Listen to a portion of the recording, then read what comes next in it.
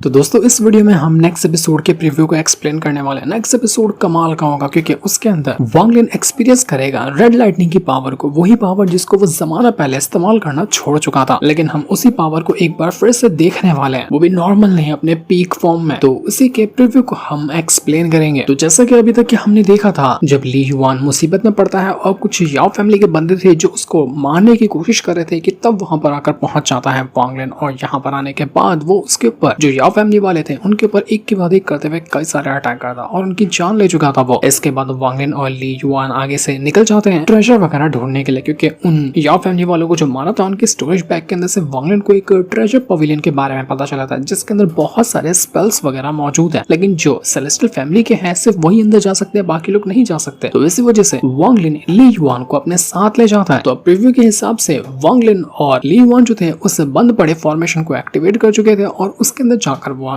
Entry मार लेते हैं। तो जैसे वांग लिन अंदर गया था ना, बाहर मौजूद सारे के सारे लोग देखकर बिल्कुल एकदम हैरान रह चुके थे। उनमें से एक बंदा होता है, वो यहाँ पर तांग फैमिली का ही था, लेकिन वो सोच रहा था कि क्या वो वांग लिन के पीछे जाए बदला लेने के लिए, या फिर वो अपने कदम पीछे कर ले, क्योंकि उसको पता था कि दो बंदों को तांग फैमिली के इतनी आसानी से इसने मार दिया तो 3-4 को और मारने में इसको जरा से भी दिक्कत नहीं आने वाली, और वो आसानी के साथ सबके सब लोगों को मार डालेगा। इस वजह से वो अभी क्या फैसला लेता है वो तो अभी हमें नहीं दिखाया जाता। क्या उसने अपने फैमिली को जाकर वांग लिन के बारे में बताया, या फिर वो डर के मारे शांत बैठ गया, वो हम जानेंगे एपिसोड के अंदर। तो इसके बाद जब वांग लिन और ली युआन दोनों उस फॉर्मेशन के अंदर आए थे ना, ये जगह बहुत ही ज्यादा अजीब होती है। मतलब ऐसा लगता है कोई पुराना खंडर है, यहाँ पर कुछ समझ में नहीं आता उनको कि हमें यहाँ पर करना क्या है, क्या हमें मिल सकता है। लेकिन एक बात हैरान कर देने वाली थी कि वहाँ पर जो औरत था ना, एकदम ज्यादा हाई अमाउंट में था। मतलब ऐसा लग रहा था कि आसपास कोई है नहीं, लेकिन फिर भी उनको महसूस हो रहा होता है कि कोई तो कोई ऐसा है जो उनके ऊपर नजर रखे हुए। वांग लिन कहता है कि मुझे कुछ अजीब सी फीलिंग आ रही है। ली युआन, क्या तुमको भी ऐसी फीलिंग आ रही है क्या? तो ली युआन जब चेक करता है तो वो भी कहना चाहता है कि हाँ ये बात तो सही है, क्योंकि इस जगह के ऊपर ना बहुत सारे मिस्टीरियस फॉर्मेशन लगे हुए हैं, ऐसे फॉर्मेशन जिसके बारे में हम सोच भी नहीं सकते। उनको ब्रेक कर पाना, उनको समझ पाना भी बहुत ज्यादा मुश्किल है, लेकिन मैं ट्राई करता हूँ इनको ब्रेक करने के बारे में। लेकिन जैसे ये लोग यहाँ पर कर रहे थे ना, वहाँ पर अजीब सा रेड कलर का ऑरा फैलने लग जाता है, और ऑरा इतना ज्यादा मिस्टीरियस था कि जो ली युआन यहाँ पर फॉर्मेशन समझने की कोशिश कर रहा था, सीधा उसके ऊपर अटैक देकर मार देता है। और इस वजह से ली युआन बिल्कुल मदहोश हो चुका था, उसको समझ ही नहीं आ रहा था कि उसके साथ अभी हो क्या रहा है। वांग लिन भी हैरान कि इसको हुआ क्या, ये ठीक तो है ना। वो ली युआन को संभालने की कोशिश करता है, लेकिन उसकी हालत खराब होती जा रही थी। वांग लिन भी अपने थर्ड आई की पावर को एक्टिवेट कर लेता है और उसके जरिए वो चेक करने की कोशिश कर रहा था कि असल में यहाँ पर हो क्या रहा है, कौन ऐसा इंसान है जो इसके अंदर रह रहा है। वांग लिन समझ चुका था कि जहाँ पर हम लोग अभी खड़े हैं ना, या तो अंदर कोई ट्रेजर हो सकता है, ऐसा ट्रेजर जिसके बारे में कभी किसी ने सोचा भी ना हो, या फिर अंदर कुछ ऐसी चीज हो सकती है, यानी कि एक ऐसा खतरा जो आकर यहाँ पर हमारी जान ले रहा है। वांग लिन को ऐसा महसूस हो रहा था कि अंदर कोई तो ऐसा बंदा है जो कि सेलेस्टियल है, मतलब इतना ज्यादा स्ट्रॉन्ग बंदा है जिसकी पावर का हम अंदाजा नहीं लगा सकते, और उसी के ऑरा की वजह से यहाँ पर इतना ज्यादा प्रेशर क्रिएट हुआ है। तो जैसे यहाँ पर वांग ने देखने की कोशिश करा था कि असल में यहाँ पर कौन हो सकता है, कि तभी उसको एक अटैक आकर लगा, और ये अटैक कोई मामूली अटैक नहीं था, ये अटैक था रेड लाइटनिंग का अटैक। वही रेड लाइटनिंग का अटैक जो कि बहुत टाइम पहले वांग लिन यूज किया करता था। वो अटैक कोई नॉर्मल नहीं था, मतलब जब वांग लिन अपना यूज करता था ना, तो वो करीब करीब नेट से 100 लेवल के आसपास मौजूद था। लेकिन अभी यहाँ पर वांग लिन तो स्ट्रॉन्ग बन चुका है, लेकिन उसकी रेड लाइटनिंग की पावर उतनी ज्यादा स्ट्रॉन्ग नहीं बनी, पर सामने से जो रेड लाइटनिंग की अटैक उसको आकर लगा था ना, वो इतना ज्यादा स्ट्रॉन्ग था कि मानो कोई बहुत ही पीक लेवल का बंदा है, उसने रेड लाइटनिंग का अटैक किया वांग लिन के ऊपर। वो अटैक इतना ब्रूटल तरीके से वांग लिन को लगता है कि उसकी खुद की हालत खराब हो जाती है। वो समझ नहीं पा रहा था कि दुनिया में ऐसे गिनती चुनती के सिर्फ 2-4 ही लोग हैं जिनके पास रेड लाइटनिंग की पावर होगी, उनमें से एक मैं था, और शायद मैं किसी और को जानता भी नहीं हूँ। तो आखिर ऐसा कौन सा बंदा इसके अंदर बैठा हुआ है जो कि रेड लाइटनिंग की पावर को समझता, और सिर्फ समझता नहीं है बल्कि वो उसके एकदम पीक पर पहुंचा हुआ है। वांग लिन को पता था कि रेड लाइटनिंग की पावर ऐसी होती है कि अगर इसको और ज्यादा अच्छे से समझ लिया जाए तो कितने भी अटैक इसके ऊपर क्यों ना कर लो, वो अटैक खत्म होते ही जाते हैं। रेड लाइटनिंग को रोक पाना इम्पॉसिबल है, चाहे अनगिनत उसके ऊपर अटैक क्यों ना कर दो। इस वजह से वांग लिन समझ चुका था कि अगर मैं यहाँ पर रुका तो बस यहाँ पर खेल खत्म है। लेकिन वांग लिन वहां से भागने की जितनी कोशिश करता, वो रेड लाइटनिंग की पावर और ज्यादा उसके ऊपर अटैक करते जाती। लेकिन वांग लिन के लिए एक बेनिफिट भी था कि उसके पास रेड लाइटनिंग की पावर है, तो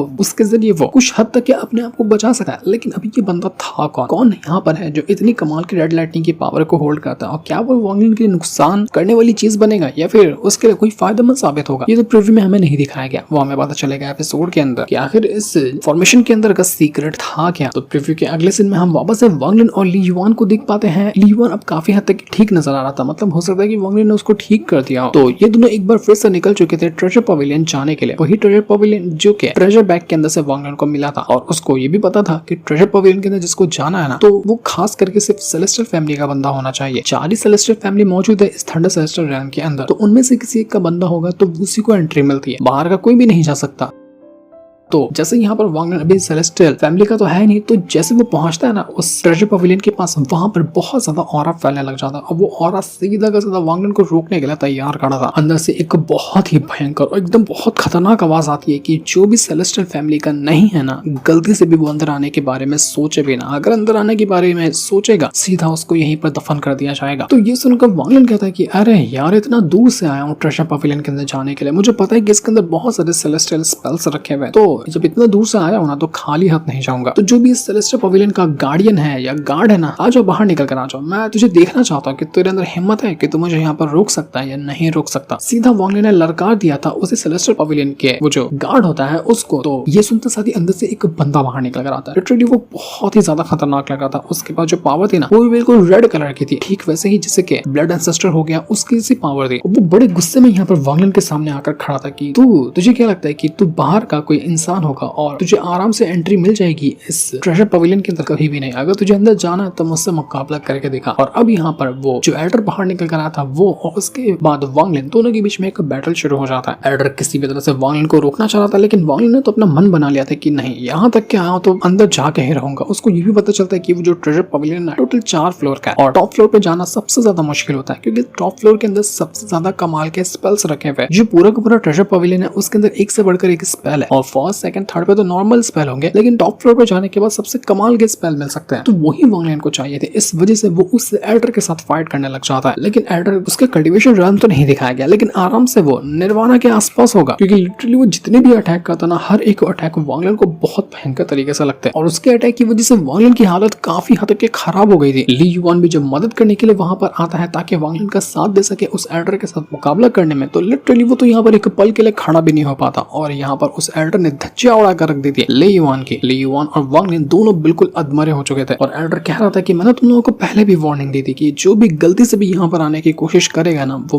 मरेगा, और तुम लोगों ने मेरी बात नहीं सुनी। तो अब यहाँ पर तुम्हारा क्या किया जाए, तुम्हारी जान ली जाएगी। पहले ही वार्निंग थी कि सिर्फ सेलेस्टियल रैंक का बंदा अंदर जा सकता है, बाकी कोई भी नहीं जा सकता। तो इस वजह से अब वो यहाँ पर वांग लिन की जान लेने के लिए तैयार था, लेकिन वांग लिन भी खड़ा होता है और वो हिम्मत दिखाता है उससे एक बार फिर से फाइट करने को तैयार था। लेकिन अभी हमें नहीं दिखाया जाता कि आखिर जो फाइट होगी इसका विनर कौन निकल कर आएगा। जो वांग लिन अपना मकसद पूरा करने के लिए यहाँ पर आया है कि उसको जाना है अंदर ट्रेजर पवेलियन के अंदर सेलेस्टियल स्पेल्स हासिल करने के लिए, क्या वो इसमें कामयाब होगा या फिर वो इसमें कामयाब नहीं हो पाएगा, ये सारी चीजें हमें पता चलने वाली है नेक्स्ट एपिसोड के अंदर। नेक्स्ट एपिसोड तो कमाल का होगा और बहुत जल्दी मूवी आने वाली है, क्योंकि स्टूडियो वालों ने तो आपको पता ही है कि बहुत सारे सीन स्किप किए, उन्होंने पूरा ब्रेक थ्रू ही स्किप करवा दिया। जबकि वांग लिन के कपड़े चेंज करवा दिए, क्योंकि ब्रेक थ्रू करने के बाद उसके कपड़े काले होते थे तो वो तो करवा दिया, लेकिन ब्रेक थ्रू गायब भी कर दिया सिर्फ मूवी को प्रमोट करने के चक्कर में। तो उम्मीद कर दे कि मूवी बस कुछ ही दिन के अंदर आने वाली होगी। एक्साइटेड है, मैं भी उसके लिए बहुत ज्यादा एक्साइटेड हूँ। तब तक सिर्फ हम इंतजार कर सकते हैं और इस सीन के साथ ये प्रीव्यू एपिसोड यहीं पर एंड हो जाता है। Thanks for watching.